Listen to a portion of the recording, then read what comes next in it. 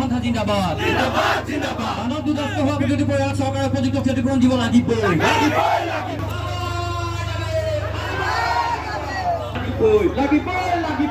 মানুহৰ জীৱন সম্পত্তি শেষ নহয়।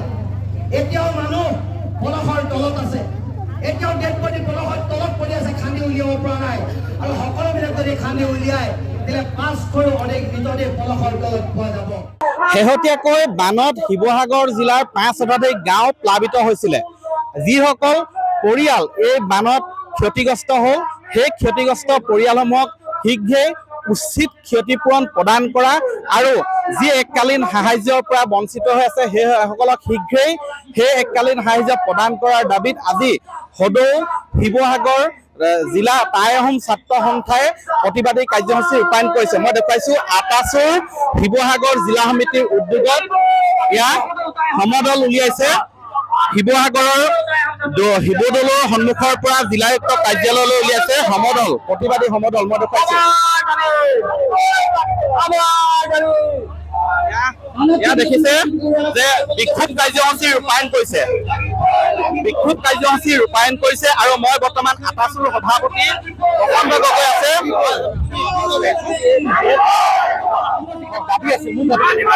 আমাৰ স্পষ্ট দাবী যে চৰকাৰে চৰাইদেউ আৰু শিৱসাগৰ জিলাখনত 10,000 কোটি টকা পেকেজ ঘোষণা কৰিব লাগিব।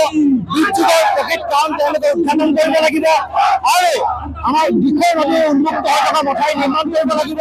দিখৌ ৰক্ষা হৰণ কৰিব লাগিব। দৰিকা নদীৰ চাৰিওফালে থকা মথাউৰি বনাব লাগিব। এইকেইটাই আমাৰ প্ৰাথমিক দাবী। যদি পূৰণ নকৰে জংগী অহা 10 তাৰিখে সদৌ টাই অঞ্চলত বৃহৎ কাৰ্যসূচী আমি শিৱসাগৰত লৈছো।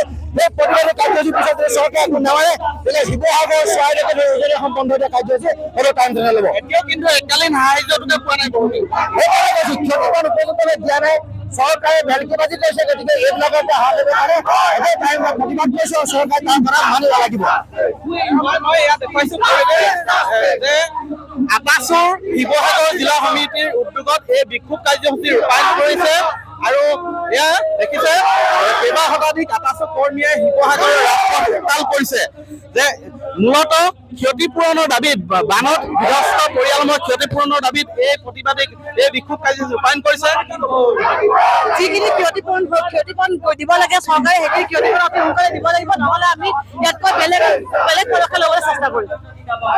শিৱসাগৰৰ শিৱদৌলৰ সন্মুখৰ পৰা বৰ্তমান এয়া মই দেখুৱাইছো জিলায়ুক্ত কাৰ্যালয় ঘেৰাও কৰিছেহি। শিৱসাগৰ জিলায়ুক্ত কাৰ্যালয় ঘেৰাও কৰিছেহি। শিৱদৌলৰ সন্মুখৰ পৰা শিৱসাগৰ জিলায়ুক্ত কাৰ্যালয়লৈ এই বিক্ষোভ কাৰ্যসূচী ৰূপায়ণ কৰিছে।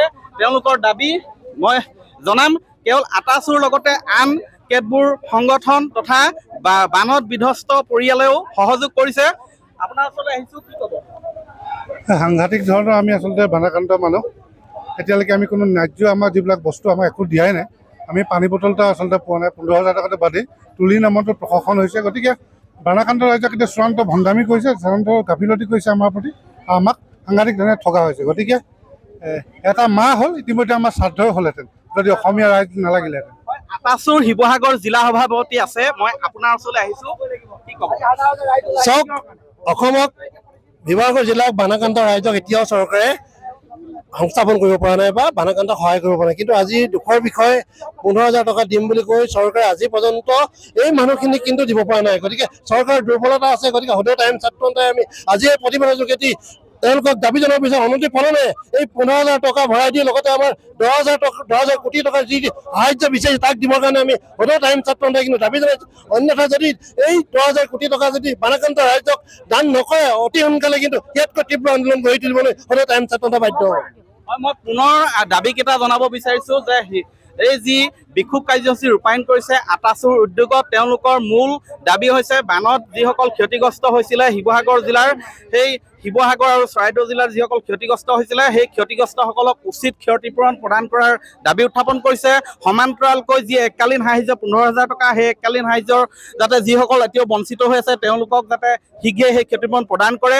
দ্বিতীয়তে পুনৰ সংস্থাপনৰ বাবে সদৌ টাই আহোম ছাত্ৰ সন্থাই 10,000 কোটি টকাৰ বিশেষ পেকেজ ঘোষণাৰ দাবী জনাইছে। সেই পেকেজ যাতে শীঘ্ৰেই দিয়াৰ ব্যৱস্থা কৰে তাৰেই দাবীত আজি আটাচুৰ কেইবা শতাধিক কৰ্মী তথা বিষয়ববীয়াৰ লগতে বহু সংখ্যক ক্ষতিগ্ৰস্ত পৰিয়াল মই দেখুৱাইছোঁ। ক্ষতিগ্ৰস্ত পৰিয়ালে এই বিক্ষোভ কাৰ্যসূচীত অংশগ্ৰহণ কৰি শিৱসাগৰ জিলায়ুক্ত কাৰ্যালয় ঘেৰাও কৰিছে।